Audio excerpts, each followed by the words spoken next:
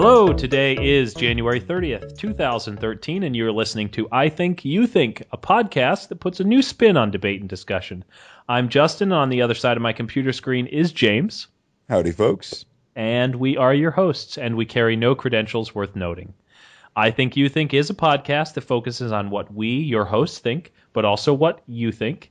Too many times we spend debates and discussions talking past one another and not enough time trying to learn and understand why someone thinks what they think. This is what makes I Think You Think different, because we are focused on why people think the way that they do and why we think the way that we do.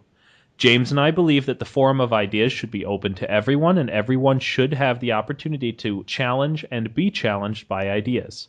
We are not here to pass judgment, but merely discuss ideas and topics. This podcast, first and foremost, is a conversation between us and hopefully you. Feel free to email us, follow us on Facebook for future podcasts, and follow us on Tumblr for links relevant to this podcast and all previous podcasts. The links for each of these can be found in the underbar of this video.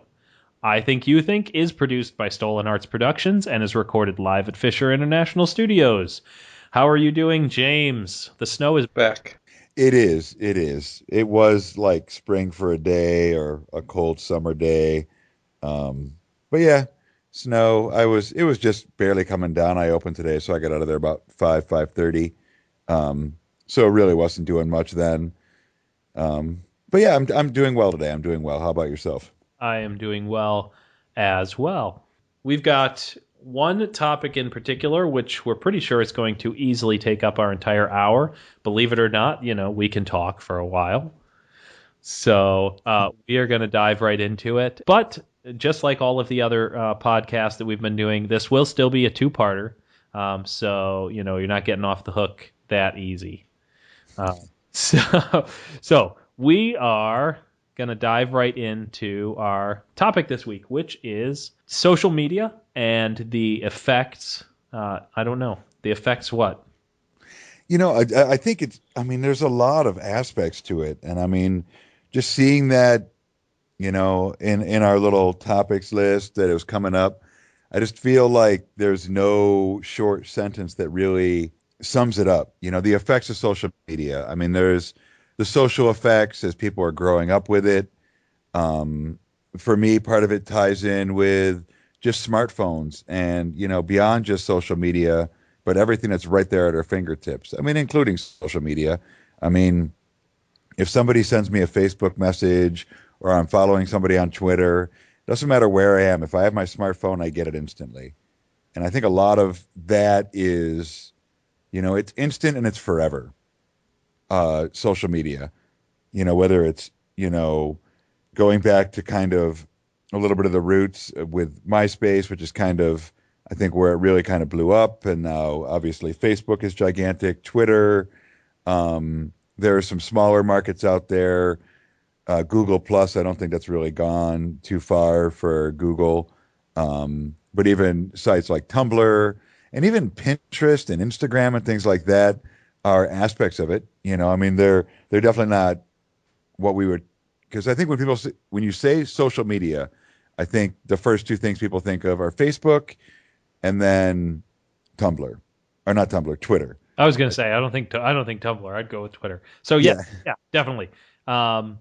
It's, I guess, probably the place that I was really starting from is, what really defines social media. And like you said, Facebook and Twitter, and that kind of the idea of what media is and what social media is are kind of very similar, but also drastically different.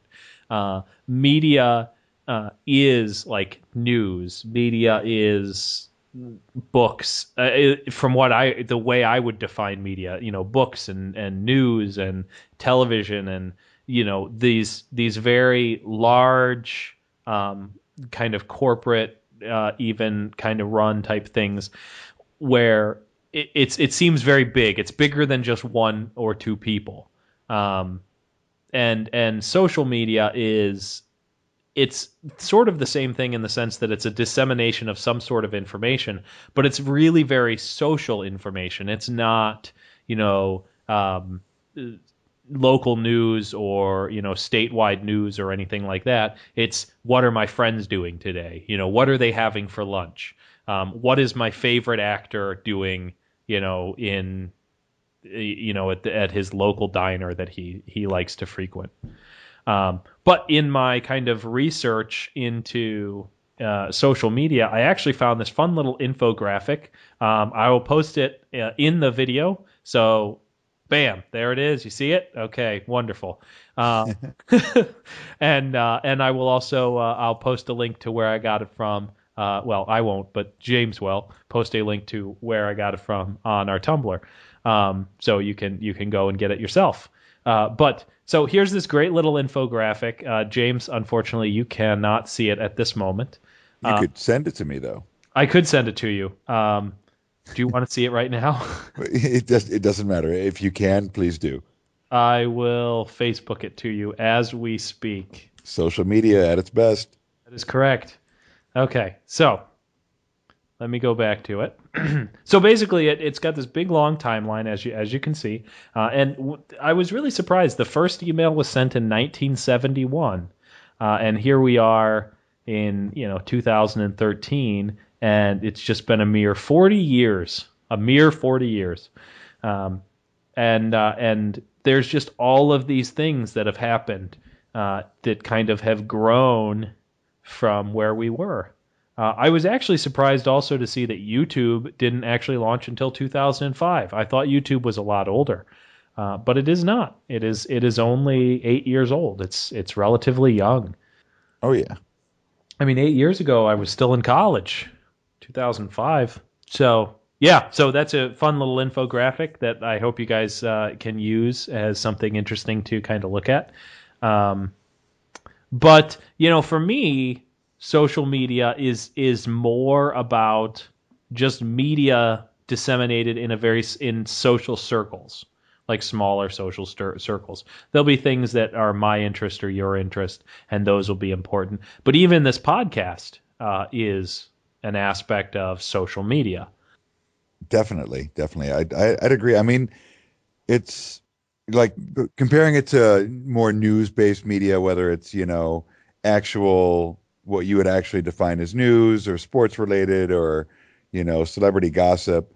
I see that to a degree, but I mean, a lot of what I see on my feed for Facebook and the people that post, it's, a lot of, oh, the weather, oh, crappy day at work, oh, my crazy kids, oh, my awful or wonderful significant other. And, there's, I have a couple that just post witty things, sometimes it's just their status update.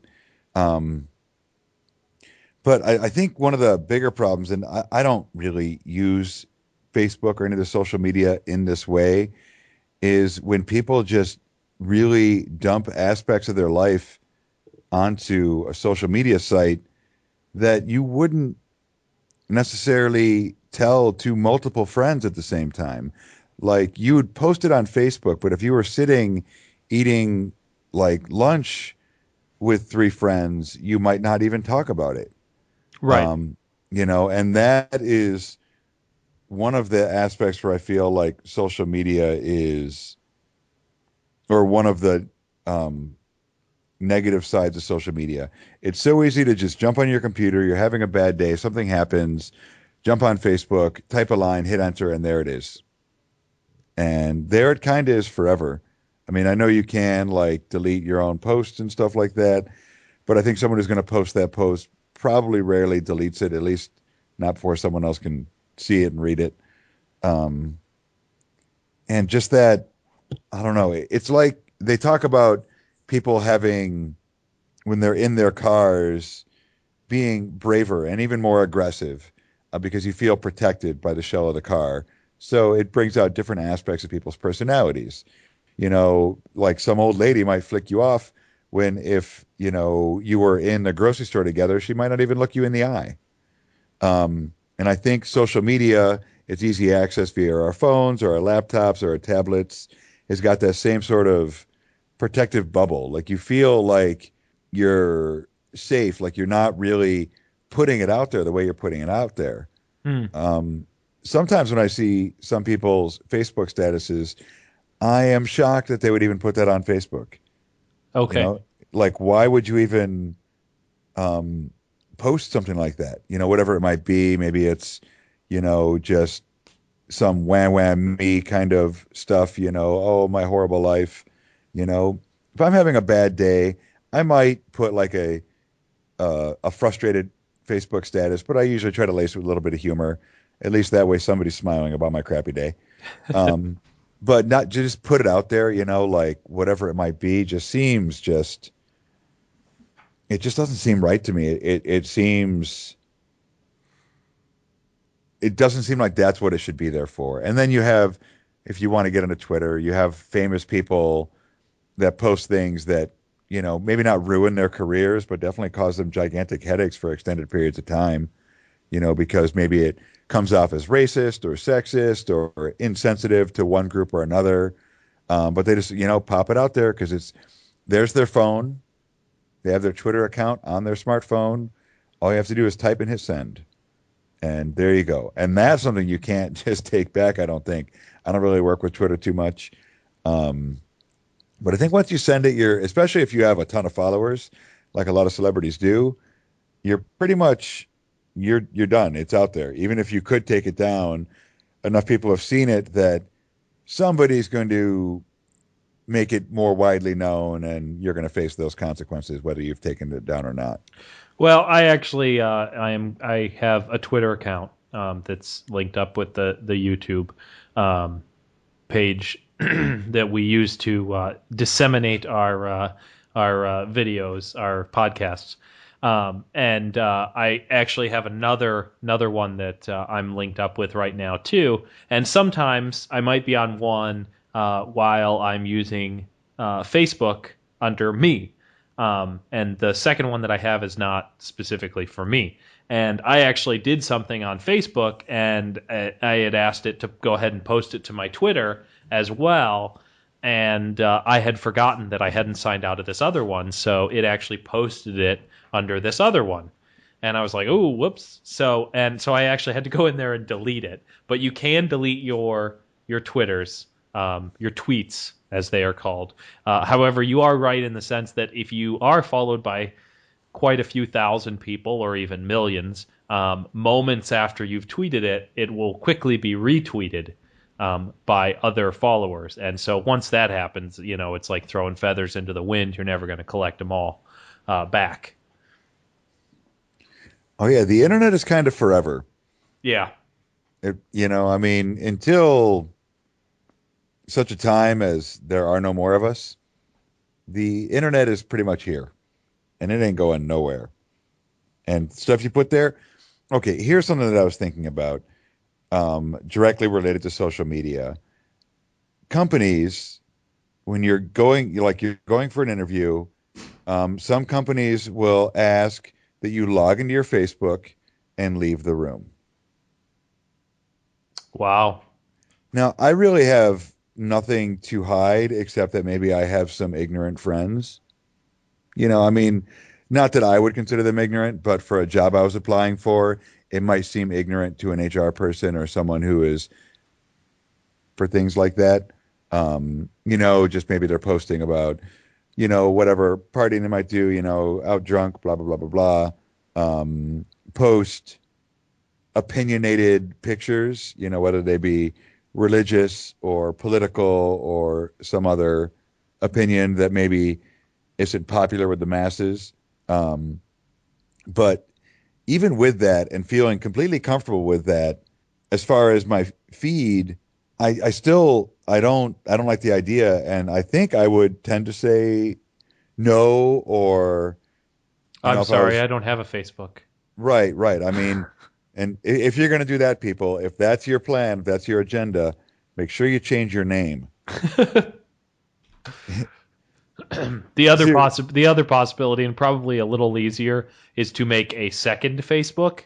That's your when I'm asked to sign on to my Facebook, this is the one I use, and then maybe only put your family, extremely close friends, right. and then heavily monitor what shows up on your feed. But I And mean, it seems to me, okay, so let's take out the normal news feed.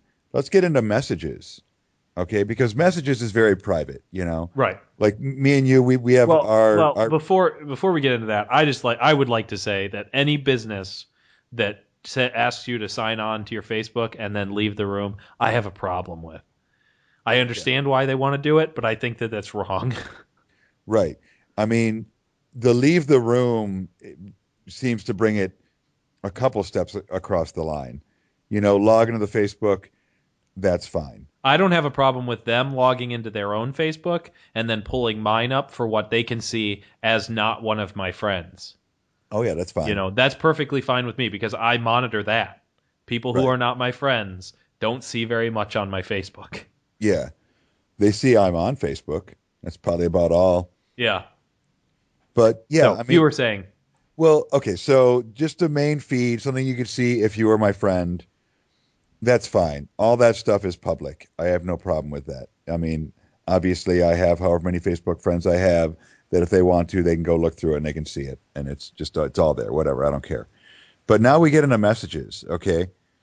And messages are a completely private thing. They're not open, they're just between two people. You know, I have, you know, whatever. I have 10, 12, maybe a little more like Facebook message archives with different people that I keep.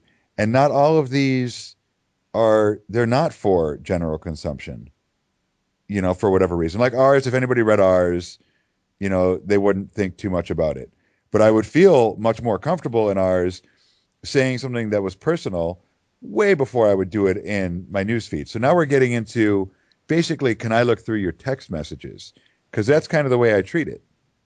right. I mean, it's the same. It's pretty much the same thing as far as you know the way I feel that I interact with people on it. It's just a little easier, especially for your computer, to just type stuff up and go back and forth more quickly and add links if you need to. Um, but that's the problem. That's the line where I really start to have a problem with it because I'm not walking out of the room so you can look through my truly personal messages that are there for no one except for me and the person I'm messaging back and forth with. Right. And honestly, I mean, how does that affect at all the job that I'm trying to do? Like the private conversations I have between me and my wife or me and one of my best friends has nothing to do with whether or not I can perform whatever job. Unless the job is like being a secret agent or something. Yeah, I think that companies, um, because Facebook is so popularized and so many people are in there, and it probably is a good source of information for companies to maybe learn something about you. But I I don't see where that is legally right, and I don't imagine, and there could be laws about this that I am unaware of, but I would assume that if you said no and then didn't get the job, and someone who was less qualified than you did get the job, that you might have some legal standing. It's possible. I mean, the biggest problem with and you know, I'm not a lawyer in any regards, or do I study law. But the biggest drawback to technology and where law and technology tend to intersect. Uh, Technology is most of the time light years ahead of where the law is, Right. and so a lot of times we're still trying to interpret things from 10, 15 years ago that happened in the technological circles that we're beyond now at this point, but they're still going through the court systems.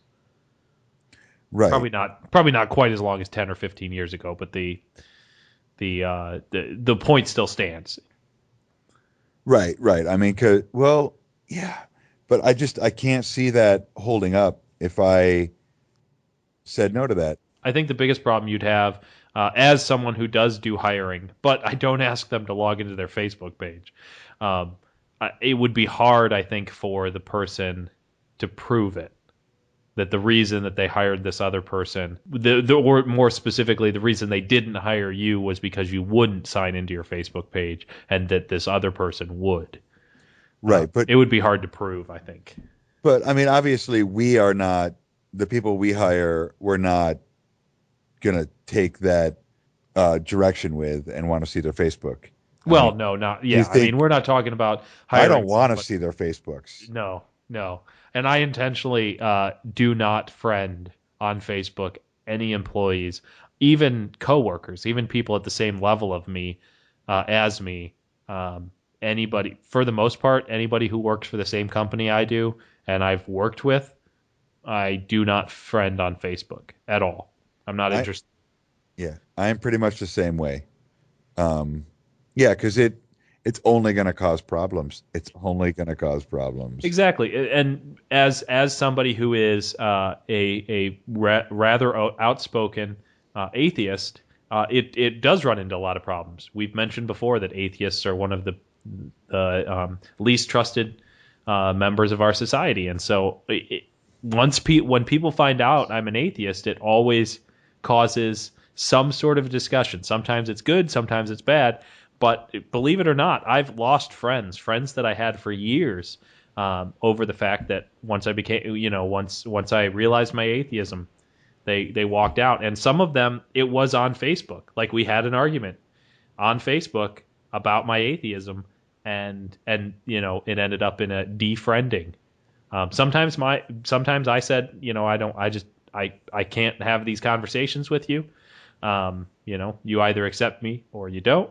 And other times it was just, you're going to hell and I don't want to talk to you anymore and stay out of my life and click, type thing. Yeah. Well, I mean, for me, I have Facebook friends that the things they post, I don't want to hear, Yeah. and I just hide them Yes. because for me, in the long run, the greatest service Facebook does to me, for me, is it allows me to stay in contact with people, not necessarily on a daily basis, but be able to track them down, if I need to. If I want to, you know, whatever it is, an old friend who we like the same band, and I hear they're coming into town, I can just shoot them a message. Hey, I heard so and so's coming in town, blah, blah, blah. Are you interested? You know, or whatever it is, just to be able to have those people within reach. Um, because people move, so their address changes. They stop having a Sprint phone and they go to Verizon. They don't keep their number, although you can pretty much do that willy nilly now. But for whatever reason, their phone number changes, email addresses changes. But Facebook is kind of static. As long as people stay on there, you are always you. I am always me. You know what I Right. mean? And I love that about it. And that is the main thing for me. I do, I have it on my phone, so we message back and forth, and I message some other people. And if I'm outside smoking a cigarette, sometimes I'll pop it open and like flip through it and see if anybody posted any silly, funny cat pictures, because I got 5 minutes to kill. Um, but yeah, I mean, moving on to some other aspects of social media, like for us, when we joined Facebook, we were already adults. Yes. But there are people that have Facebooks. I mean, and I can't even conceive of this, what it would have been like, but elementary school, middle school, high school, having Facebook that entire time, being friends with your classmates or not being able to be friends with your classmates, and this whole other level of, that weird society that is like, especially high school is when I believe that it was the most sort of segregated, and, you were this or you were that and all that other like weird stuff that seemed so important back then, but when you look back, you're like, wow, that was silly. Um, but I mean, could you imagine going through high school with Facebook being out there and all that stuff for pretty much everyone to see? In a time of life that is, kind of awkward as you're going from being a child to becoming an adult in like a high pressure social little mini society or whatever you want to refer to high school as. Yeah, it's definitely a microcosm. Um, but yeah, I mean, it's it's probably uh, it's probably one of the biggest reasons why bullying has become so centralized about kids bullying other kids. You hit it when you were saying that Facebook and other social medias tend to insulate us from the people we're actually interacting with. Um, there are conversations that I've had with people that I could have only had on Facebook because I could never have talked or said the things that I was saying to them face to face, because there's a completely different dynamic. And so in in a high school kind of setting where they're even the, sometimes the cruelest people, bullying takes a group in order to do it. Very rarely does bullying take place one person necessarily to another. A lot of times it's a group of people who are bullying on a smaller group or a different group. Um, uh, and Facebook, not just Facebook, but social media allows for that kind of insulation where you don't need necessarily that group to back you up, or even if you have it, you might not realize how aggressive a bully is being, um, with that kind of a push. I can't even imagine. Well, I mean, I'm thinking back to when I was in high school, which was not one of my most favorite times within my life. Um, I wish that I had the confidence I have now back when I was in high school, because high school would have been really different. Uh, but to imagine being in a place where you might be Facebook friends with some of your closest friends, but do you try to Facebook friends with maybe the quote unquote popular kids or something like that. And not only are you not accepted as a Facebook friend, but it gives them another opportunity for that to become a joke. Oh, John tried to Facebook friend with me. Ha ha, what a jerk, you know, type thing. Um, yeah, I mean, and these kids, like, they're growing up with this. This is You have the kind of microcosm of society that's taking place at the high school, and then in addition to that, you have this other Facebook kind of society. But I don't know if it's all necessarily. Maybe I didn't have a great experience in high school, so maybe I'm coloring it badly. It makes me wonder whether or not Facebook and other social media sites have given an opportunity for kids who normally wouldn't have the opportunity or the confidence to engage with kids of another social group, the opportunity through Facebook or another social media to do that. And I wonder if there are friendships that have actually been built because they had that opportunity. Well, I was in doing a little research. It seems like social media in general, everything, every negative side effect it has, it also has that same effect in the positive, Okay. which is kind of strange, but it makes sense because it's all kind of maybe magnified. So yes, exactly. Where it can make some people feel more alienated or open them up to bullying.